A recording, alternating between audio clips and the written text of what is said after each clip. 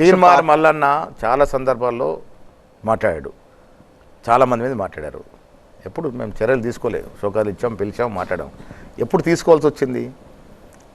రాహుల్ గాంధీ గారు ఇచ్చిన డాక్యుమెంట్ తగలబెట్టడంలో క్రమశిక్షణకు లోనయ్యాడు. నేను అదే ఇందాక మీకు మధ్యలో ఒకటి అడిగాను, గ్రూపులు ఇక్కడ బాగా గ్రూప్ రాజకీయాలు చేయండి, మీరు కొట్టుకోండి, మమ్మల్ని మాత్రం ఏమన్నద్దు. అంటిల్ అన్లెస్ కాంగ్రెస్ అధిష్టానాన్ని అన్నంత వరకు కాంగ్రెస్ పార్టీ చర్యలు తీసుకోవద్దు.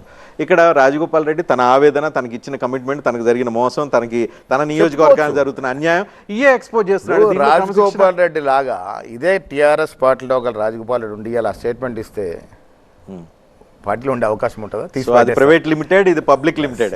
పబ్లిక్ లిమిటెడ్ లో నడుస్తుంది, ప్రైవేట్ లిమిటెడ్ లో స్వామ్యవాదంగా నడిచే పార్టీది.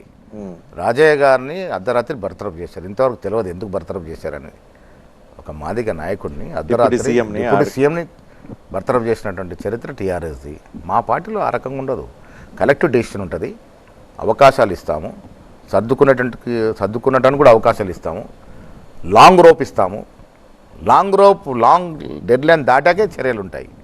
ఇది ప్రజాస్వామ్యాన్ని నమ్ముకున్న పార్టీ కాబట్టి మాకు ఇలా ఉంటుంది.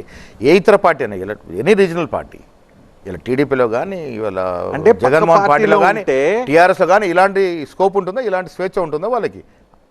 మా దగ్గర రాహుల్ గాంధీని విమర్శించి కూడా ఇలా పార్టీలో చలమని అవుతూ ఉన్నారు.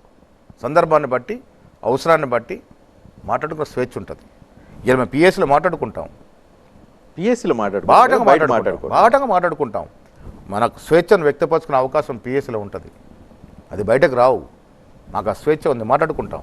కానీ ఇప్పుడు రాజగోపాల్ లాంటి వాళ్ళకి నమ్మించి మోసం కాంగ్రెస్ పార్టీ చేసిందంటే రేపు కాంగ్రెస్ పార్టీలో ఎవరైనా చేరటానికి ఉత్సాహం చూపుతారా?